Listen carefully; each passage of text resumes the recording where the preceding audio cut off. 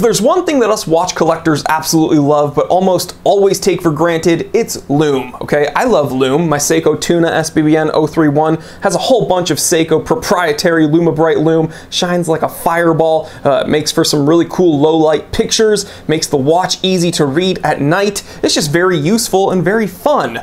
So why do I say we take it for granted? Well, because although Lume is quite bright, its history is pretty shady. Now guys, I gotta warn you, this is gonna be a very interesting episode, but at certain moments, it's gonna be a bit morbid. But without further ado, here's everything you need to know about Lume. It's 3:51 p.m. Let's get down to business.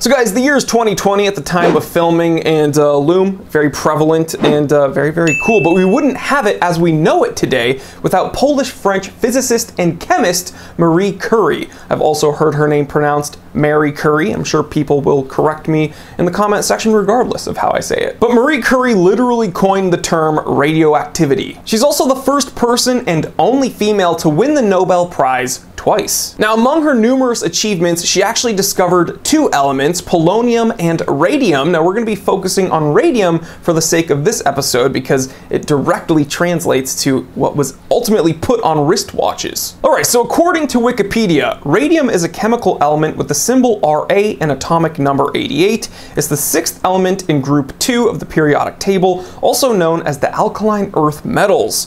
Pure radium is silvery white, but it readily reacts with nitrogen on exposure to air, forming a black surface layer of radium nitride. And it was discovered by Marie Curie in 1898. Now guys, we are going to have some fun in this episode. Ultimately, you know, this channel is supposed to be upbeat and entertaining, but I warned you, it gets kind of serious. Marie Curie passed away in 1934 at age 66 due to her prolonged exposure to these radioactive elements. And that seems kind of obvious nowadays. It's like, okay, she spent most of her career, most of her life around these really harsh, really volatile, really radioactive elements. Of course, you know, bad things are going to happen down the line. Well, now we know that. But back when the research was first being done, people didn't know that these things were bad for you, and sometimes they actually thought it was good for you. And then we've seen that throughout history, you know, cigarettes and other really bad things that people actually thought would make you healthier. For instance, right here, you're going to be looking at an ad from the 1920s trying to sell radium hair treatments for women. That's just nuts. Obviously, you wouldn't want to be putting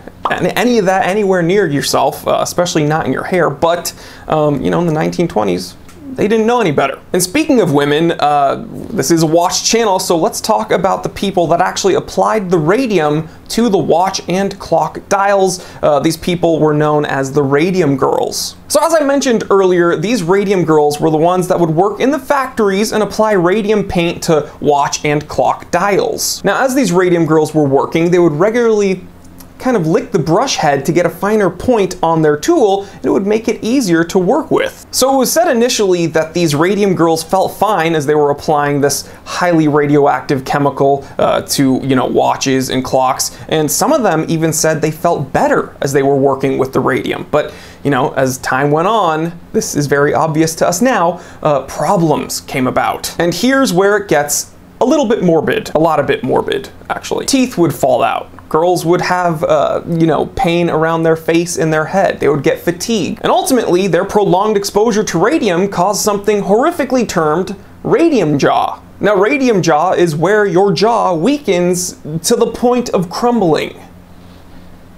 This is terrible. And if that weren't bad enough, you know, most of these women, the Radium Girls, ended up with cancer. So all in all, this is just an incredible tragedy. Now, one very well-written post about the evolution of Rolexes luminescence can be found at RolexPassionReport.com, link in the description below. That helped me out a ton when I was doing research for this episode. They have all the years of Rolex's evolution through their use of, you know, radium, tritium, and ultimately superluminova, just spelled out very, very easy in chronological order. But to sum it up, Rolex was using radium like well before 1953 even, and they used used radium up until about 1963. Then they switched over to tritium until around 1997. And let's quickly, kind of a little sidebar here, let's talk about tritium because I get a bunch of questions about that. Tritium is also technically radioactive, but with a very short half-life of about 12.5 years, and it being a very low energy beta emitter, it's not really likely to hurt you in the quantities found on a watch. And another issue with tritium is that, you know, with that half-life of 12.5 years,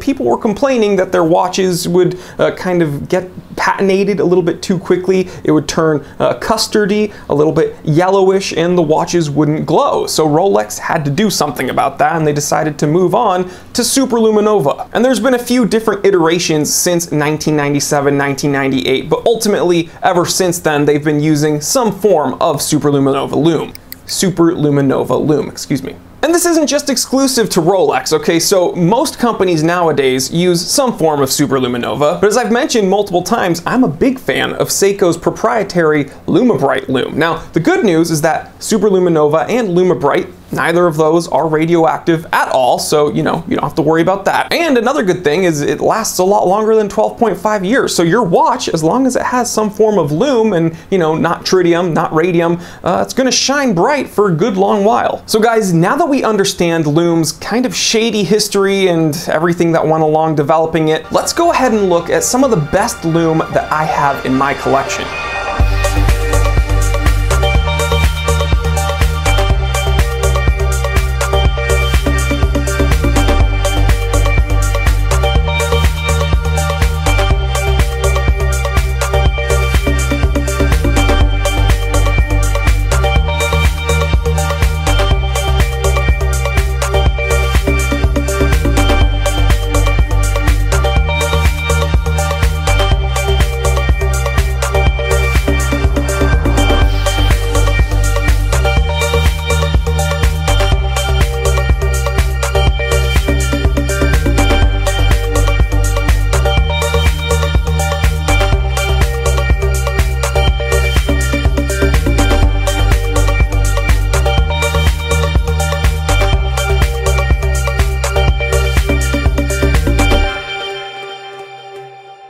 And there you have it, guys. Those are some of my watches that have some of the best lume that I've seen. Leave me a comment in the comment section below. What's one watch that you have or one watch that you've seen that just has mind-blowing lume? And do you have any watches with radium or with tritium? Leave me that comment. I'd love to hear about that. So guys, if you learned something in this episode, if you enjoyed yourself, please go ahead, consider supporting the channel by clicking that subscribe button if you haven't already and hitting that bell icon so you don't miss out on any of the episodes we're doing here at the Time Teller channel. I almost said Time Teller Shop, but speaking of the shop, go to www.thetimetellershop.com. That is the #1 place to buy affordable vintage luxury watches, handpicked by me, serviced with a 1-year warranty. And if you want to check out some really cool watch-related gear, there's a bunch of affiliate links in the description below that will take you to my Amazon store, and that really helps the channel out a bunch. So guys, please like, comment, and subscribe. Share this with everyone you know. I'm Jory Goodman, the Time Teller. Always remember, I didn't invent time. I just tell it.